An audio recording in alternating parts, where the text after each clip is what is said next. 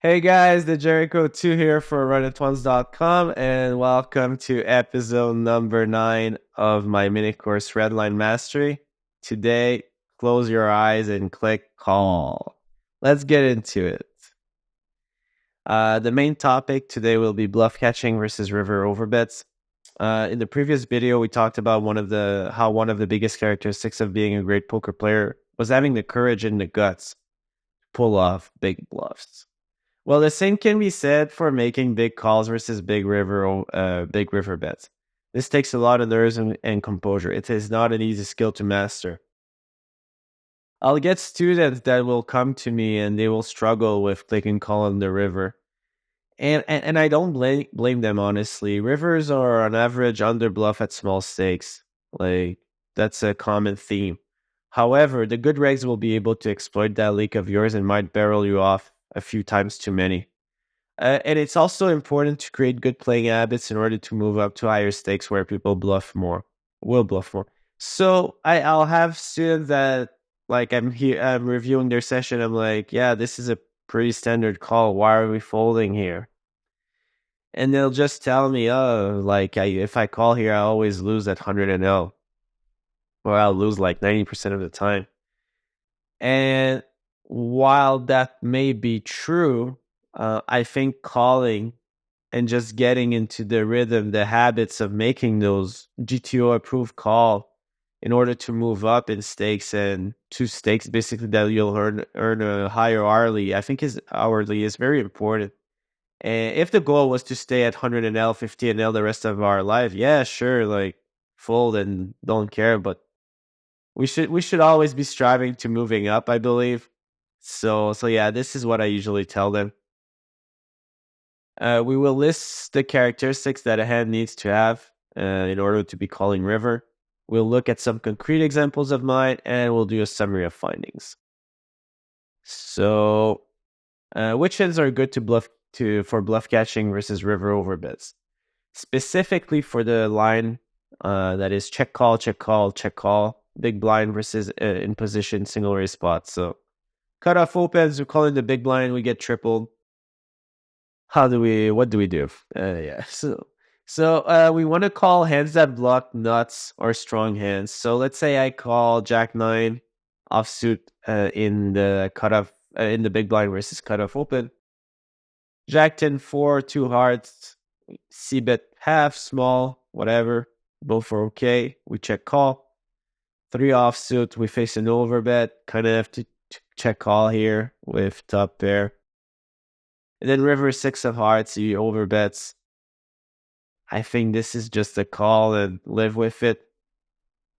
Just because when he overbets here, he's repping a flush. Maybe once in a while he has like 4s or 3s.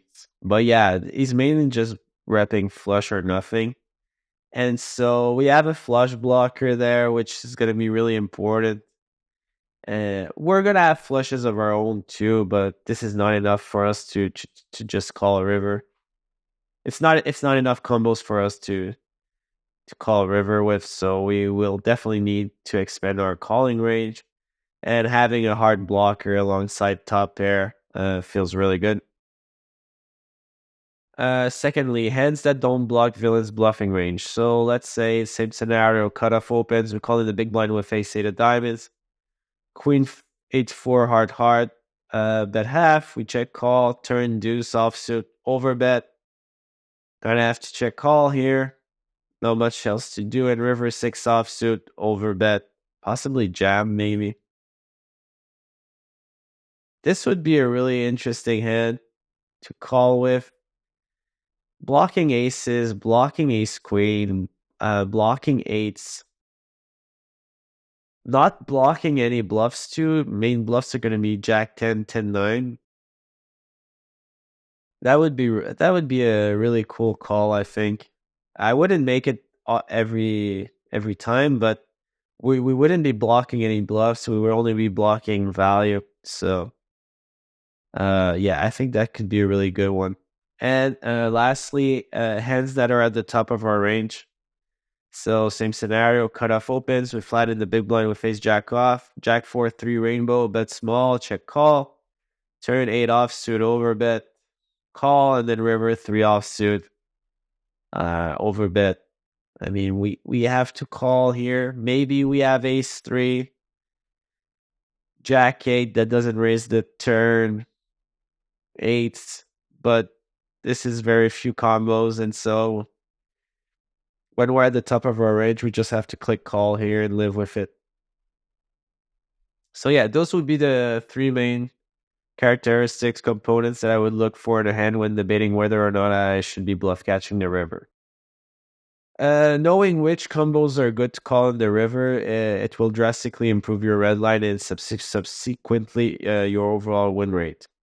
And why is that? It's because by calling accurately, your red line won't be bleeding as much as before. So I always say making tough calls is part of the game, and it's the fastest way to get respect in the player pool. This is something that people, I think, are a bit short-sighted on. They just think about the imminent EV, like, oh, if I make that call and I'm gonna probably lose like pretty often. It's like net straight negative EV. The way I look at it is like that call is probably losing a decent amount, but it's a GTO call. I still make it, and because it was a really tough call to make and I still made it, I'm gaining future EV in the pool. So many times I'll make tough calls versus regs, and then like a few sessions later, I'll see them give up with a mandatory bluff on the river, and I win a showdown with a hand that would have absolutely folded to a bluff, so to a river bet. So I think that you gain future EV when you start making those tough river calls.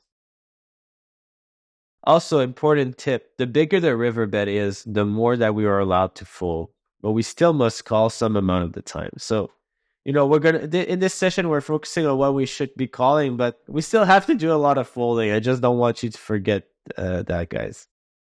Okay, so let's get into some hand histories here. Okay, so first hand history. I think this one is quite standard, but I want to showcase it to people. Button opens. We call in the big line with king queen off. Bet, call. We could probably raise that flop too with king queen. Turn is a really good card for us. So he can't really like go crazy here, but that size seems pretty good. Call and then river. But it's really big.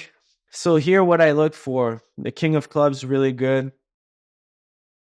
When he overbets here, he's mainly just repping flushes, so I want to have a club to call to make those light calls. Obviously, if I have 2 pairs, if I have a straight, I click call regardless because it's just too high in my range. But all the other like hands, the 1 pair hands, you want to have a club. Could he bet like this with something else than a flush? Yeah, like 9-8 off with a club, I think could bet like this. Maybe 5s with a club, the bottom set, but I think other than this is just repping flush or nothing. And king of clubs is just a really good blocker. The queen of spades is really good too. Shouldn't block many bluffs. And I expect to see a lot of like as bluff like 10-9 offsuit, jack 10 offsuit with a club, stuff like this, So I call queen 9 off, sounds about right. Queen of clubs, really good. 9 of hearts, really good, blocking the straights. So I like that hand from ADZ Men's. I think he played it really well. If we were to take a look at the river calling range here, we would see king, queen, always calling, except sometimes we can jam. I think it's a really good jamming hand too, with the king of clubs. We can see that king, queen with the queen of hearts is not calling much. The reason why it's folding so much is when we have the rainbow flop, villain's bluffs on the turn when the flush draw comes is going to be mainly from the suit that was not on the flop. So in that case, it's hearts. So a lot of his hearts hands are going to continue because it unblocks the flop floats. So that's why the queen of hearts is not so good here. So we can call, we can raise. I find this pretty good. We can see the other bluffs are going to be like ace 9, with, I guess, the ace of clubs, or ace 7 or ace 6 with the ace of clubs. King Jack, King 10 seems like it's the same thing as King Queen, can mostly call with the club, the king of clubs, and sometimes jam. King 9, King 8, guarantee you it's with a club. King 6, that's 2 pair. And then we have our nut flushes here, okay. King eye flushes, that sounds about right. And then like the 5 eye flushes are only calling versus the overbet. 8-4, that's a straight. 9-8 straight. 8s with the club seems pretty good. 8-7 with the club seems pretty good. And then sets, only calling. 2 pairs, only calling. 4s, 5-4. Those are pretty hard calls to make, but probably good in theory. So yeah, and you see we're folding 60% versus the triple here. The overbet on the river. So it's very easy to start over folding. Let's say we fold 5-4, 4s, 8-7, There's a lot of hands that we can fold here. Let's say we fold a few of those King Jack, King 10, King 9, King 8. It's so easy to overfold that spot. Let's say you don't bluff with the ace 7, ace 6, as you're supposed to. It's so easy to overfold. So it's good to shed light on that matter and show the actual range that we need to call so that people are more cognizant about it. All right, so next hand here versus MP, we flat. And you might be thinking, like 2 pairs, how is this going to be a tough call? Well, let's wait and see. So right off the bat on the flop, overbet, that's not good. It's hard for us to have good hands on that flop.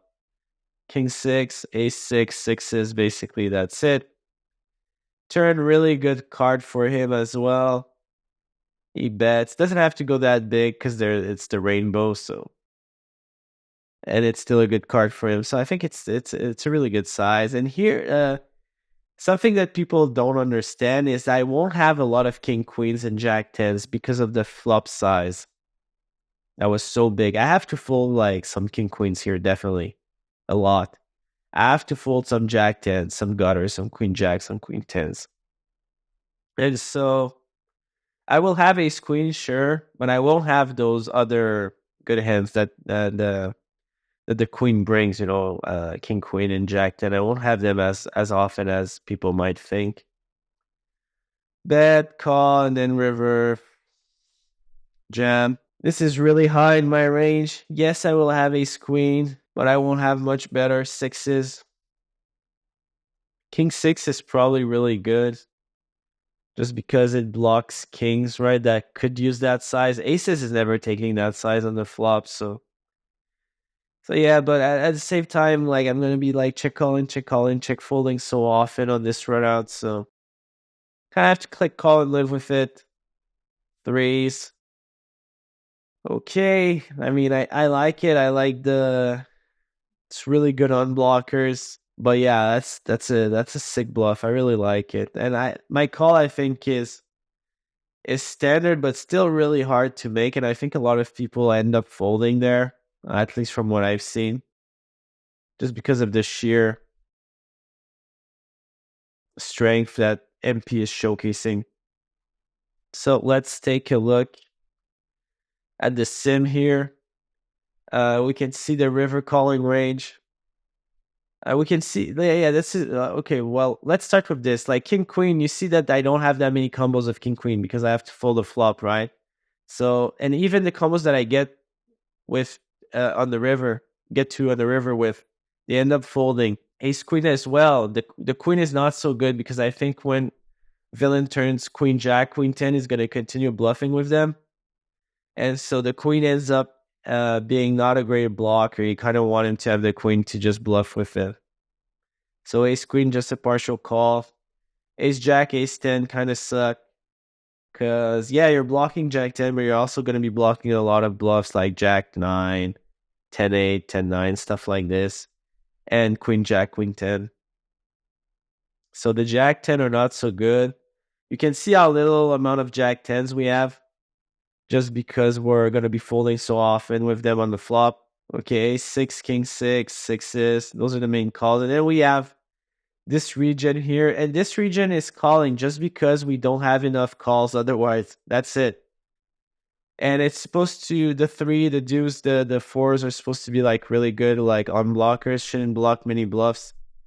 In that case, he did have threes, so that's a bit counterintuitive, like ironic, but he's not supposed to have threes all the time. He's supposed to fold them pretty often in NP, so yeah, but yeah, those are there to as fillers basically. Otherwise, we're not calling often enough. Yeah. So yeah, this is it. Like tough call, and we're folding 63%. I think it's easy to even overfold if you're always folding those hands too. It's very easy to overfold. Maybe you never have Jack 10 here because of the big flop bet as well. So there's that. Now moving on. Another thing that I wanted to talk about in this video is a part that is a bit more explorative. It's hands that are theoretically folds, but your spidey sense is tingling.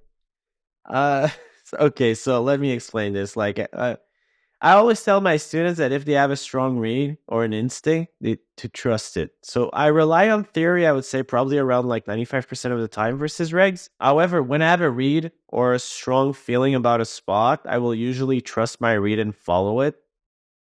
And people do bluff. You must look them up every now and then with a light call to keep them in check, you know? So I'm going to go through a couple of examples where I did end up trusting my read. Where I thought an opponent was kind of FOS. And this is not meant to be GTO or anything like this. This is more so to showcase to you guys when to kind of deviate from GTO and trust your own instinct. And when I say deviate, I don't mean like, this is super standard. This is not, those hands are not standard at all. It's more so that, like, if you have a read, if you kind of feel like something is fishy, you know, you can trust it and live with the consequences. If it turns out the guy had the nuts, so be it, right? It's a bad call, okay, you had a read, you follow it. But sometimes, like, I just feel like it's a good thing to do, in my opinion, every now and then. So first hand where I kind of go against theory here, button open smalls, I call. 10-4-3, gonna have to float versus small bet. We do. 8 of clubs on the turn. Overbet. That's a really big one. That's a 2x overbet. I still think our hand is a call just because it doesn't block any bluffs. Only blocks value. 10-8, ace, aces, ace-10. And so I called. And this is something too that I think it's worthwhile explaining. Whenever I make that turn, that call in the turn, I tell myself, if I get a good river to bluff catch on, I will. If I get something like Queen, Jack, 10, 9, 7, 6, 5, those suck. Those rivers like are really bad, I feel. The 5 maybe not that much, but yeah, all the other ones I think are really bad.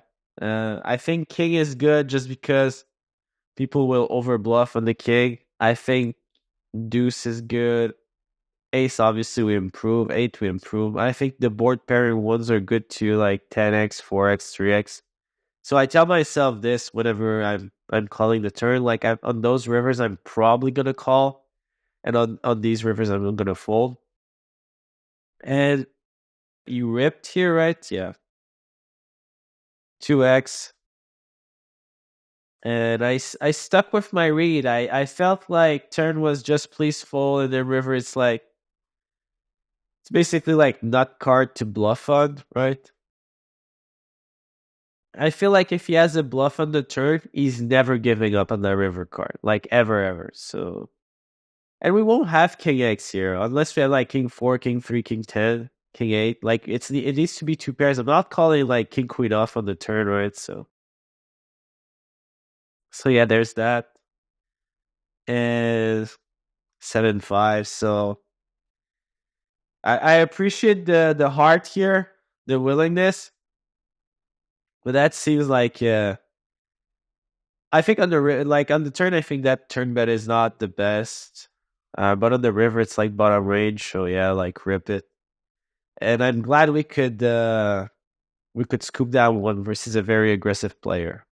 Next up, we have this Jack 10 offsuit versus button. Open call.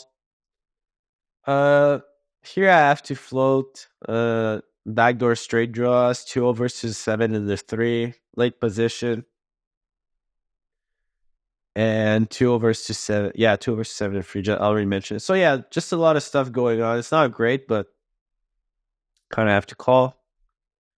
Turn, we turn a pair. Over bets. Okay, like have to call, but it's not great. River ace, over bet. Again, just like in the previous hand, I think this, if he had a bluff on the turn, he's probably never giving up on that river just because I'm not going to hit it all that often. Like, maybe I have ace queen every now and then. Maybe I have ace 10, ace 7, ace 3, but I'm not going to hit that ace too often. And it puts a lot of pressure on my king X that are going to be like my main calling hands. Obviously, I'm going to have like king, queen, king, jack to call, but yeah, it's not that much.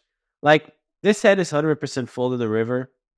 And for what it's worth, I think it's not 100%. It's like 90% full, and then you could jam 10% because I'm going to have like some queen jacks here. So I feel like jamming is good. But I don't know what to tell you guys. I thought he was kind of FOS here. And so I looked him up. I had a feeling. Jack 4. So yeah, like I don't think people are giving up bluffs on this river. So yeah, this is a bit of an explorative spot. And the last hand that I want to showcase to you guys, 1K small size open. Kind of have to defend king 5 off here.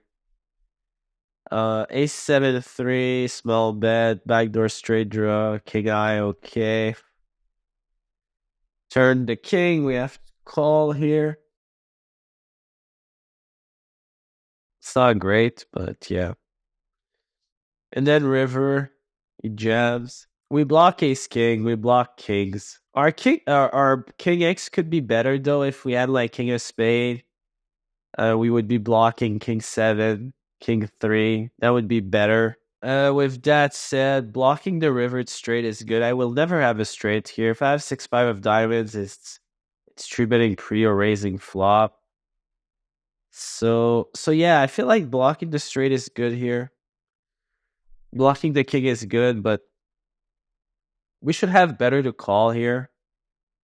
Our 2 pairs of the turn shouldn't be raising all that often. Yeah, I think there's just better to call, but I kind of had a read here, and I was like, yeah, I'm going to follow it. Queen 10, no diamond. I think that's a good bluff. But if he's bluffing every combos of them, of those Queen 10, Jack 10, Queen Jack, no diamond, and then he bluffs like some 6x, 5x too, he's going to have lots of bluffs here, so yeah, I think it's a good spot to look people up here. So not that I would do it every time, but like I said, I kind of had a read and I went with it. So yeah, that was for the kind of exploitative part of things. So just to summarize everything, don't be afraid to make big calls. It's very easy to make lots of mistakes when deciding to call more. Trial and error with a lot of review and studying will help. So, like, punting stacks will happen when calling off wrong combos. You think the combo is right, you didn't look it up in GTO Wizard, it was a wrong combo, it was losing 20 bigs or something, big mistake. Alright, like, sucks. But it will also sometimes you will also sometimes end up losing when calling the right combos. So it's part of the game, you just have to, accept that there will be growing pains to this, to making hero calls, yeah.